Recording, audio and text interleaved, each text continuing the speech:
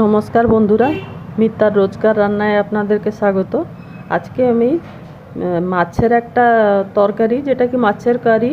আমরা তো মাছের কালিয়া, কোরমা, মাছের ঝাল এসব করে থাকি, কিন্তু আজকে একটা রেসিপি নিয়ে এসেছি যেটা কি হোটেলে যে মাছের যে কারি যেটা করে, ফিশ কারি, আমরা ওইভাবে আজকে করে আপনাদেরকে দেখাবো।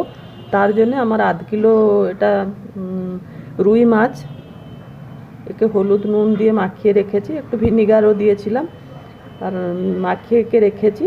আর ওর সাথে মশলা হচ্ছে, এইটা হচ্ছে আদা রসুন আর একটা কাঁচা লঙ্কা পেস্ট। আমি তো গুঁড়ো লঙ্কাটা দিই না, তাই একটা লঙ্কা একটু গ্রাইন্ড করেছি।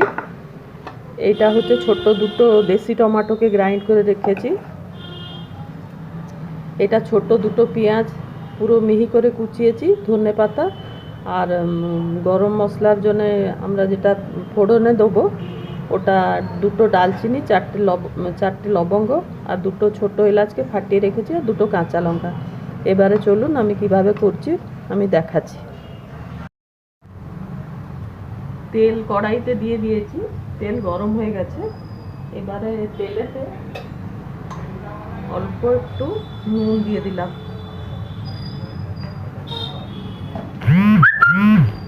নুনটা ভালো করে গরমও হয়ে গেল। এবারে মাছগুলোকে একটা একটা করে দিয়ে ভেজে দিই।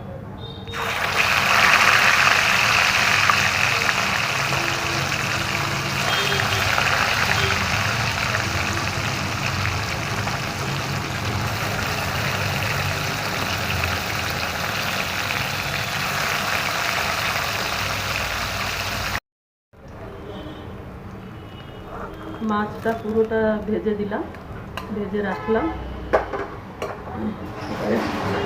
এবারে ফোড়নেতে একটু গ্যাসটা কমিয়ে দিচ্ছি, বেশি গরম হয়ে গেছে।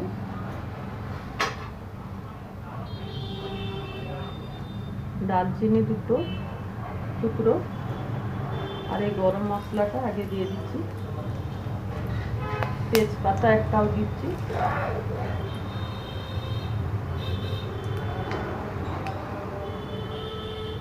গরম মশলার একটা সুন্দর গন্ধ আসছে। এবারে পেঁয়াজটা দিয়ে দিচ্ছি।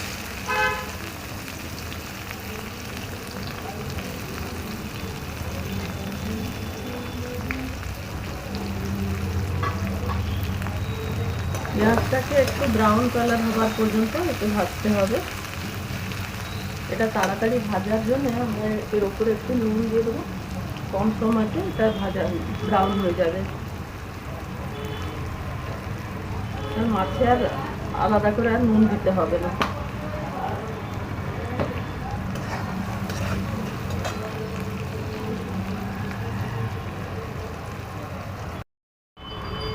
পেঁয়াজটা এতটাই ব্রাউন হবে, তারপরে আমি ওই রসুন, আদা আর কাঁচা লঙ্কার যে পেস্টটা ওটা দিয়ে দিলাম।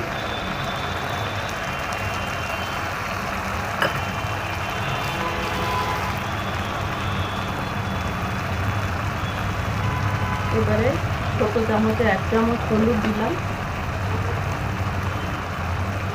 আর এটা কাশ্মীরি লঙ্কা গুঁড়ো দিলাম। আমি ঝাল লঙ্কা দিচ্ছি না, আপনারা ঝাল লঙ্কা খেলে লঙ্কা বাটাটাকে আদা রসুনের সঙ্গে যে কাঁচা লঙ্কাটা ওটাকে লঙ্কার পরিমাণ বাড়িয়ে দেবেন। আর না তো যদি গুঁড়ো লঙ্কা ঝাল খেতে চান তাহলে এই সময় আর একটু ঝাল লঙ্কার গুঁড়ো এখানে দিয়ে দেবেন।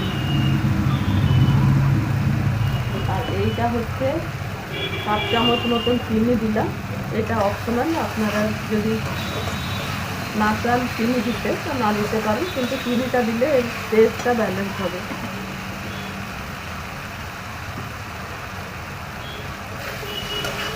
একটু কাঁচা গন্ধ যাওয়ার পর্যন্ত একটু ভাজছি আমি। এর ওপরেই দুটো কাঁচা লঙ্কা ফাটিয়ে রেখেছি, এতে দিলাম। আর ওই দুটো টমাটো, ছোটো ছোটো দেশি টমাটোকে যে গ্রাইন্ড করেছিলাম ওই পেস্টটাও দিয়ে দিলাম। এবারে একটু ভালো করে কষতে হবে, তেল ছাড়বার পর্যন্ত কষছি, তারপরে আমি দেখাচ্ছি। এবারে মশলাটা কষা হয়ে গেলে এবারে আমি জল দিচ্ছি। আপনারা যদি ফিশ মশলা যদি কাছে থাকে দিতে পারবেন, গরম মশলা থাকলেও দেবেন। আমি গরম মশলাটা দিচ্ছি না, কেননা ধনে পাতাটা দেবো। বেশি জল, এটা আমরা মাছের ঝোল করব না, তাই অল্প জল দিচ্ছি এতে। ব্যাস এইটুকুই জল দেবো। এটা ফুটে গেলে আমি আর এটা ফুটে গেলে আমি মাছগুলোকে দিয়ে দিচ্ছি, তারপরে আমি দেখাচ্ছি।